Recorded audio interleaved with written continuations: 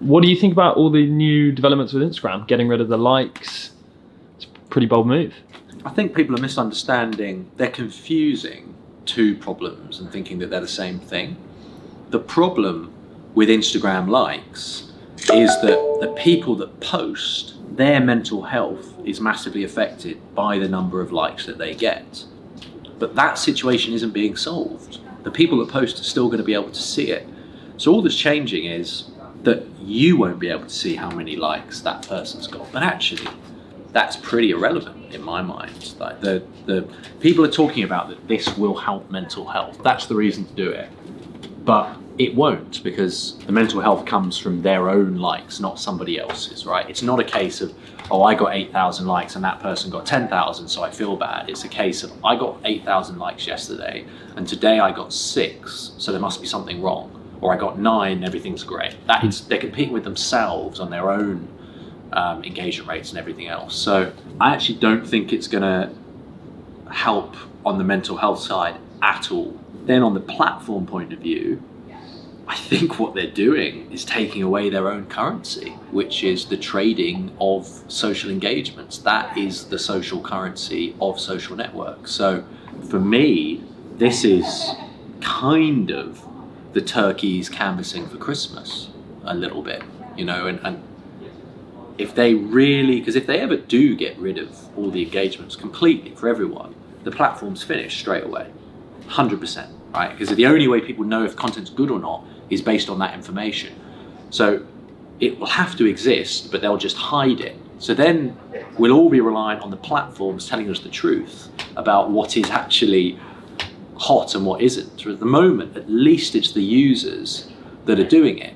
I'm just not really sure where the actual benefit is. And I think what's happening at the moment is people that maybe don't really understand it are going, there's a problem with mental health on Instagram.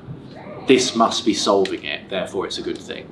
But yes, there's a problem with mental health on Instagram, but this isn't going to solve it. So I think this is a bit of a backward step for them. I think that they're sort of recognizing that there's a problem with their own currency, but they take that away and it's all over. I'd be much more interested in Instagram launching a program of mental health education around the actual reality of the problem, trying to teach people that they shouldn't be basing their self-worth off the number of likes that they get. That is the solution to this problem, right? It's whatever the platforms do, whether my kids grow up dependent on likes or not, it's got nothing to do with the platforms, to do with us, right? To do with me and Michelle, right? We'll teach them that that doesn't matter. There's lots of people that believe it does. That's the problem that we need to solve. I was kind of listening to like half of what you just said about this like stuff, and we talked about it yesterday. I 50% agree with you on the fact it's not going to help mental health. Because, Generous. Yeah, because people can still see their own metrics, and that's kind of why I was confused when they first announced it.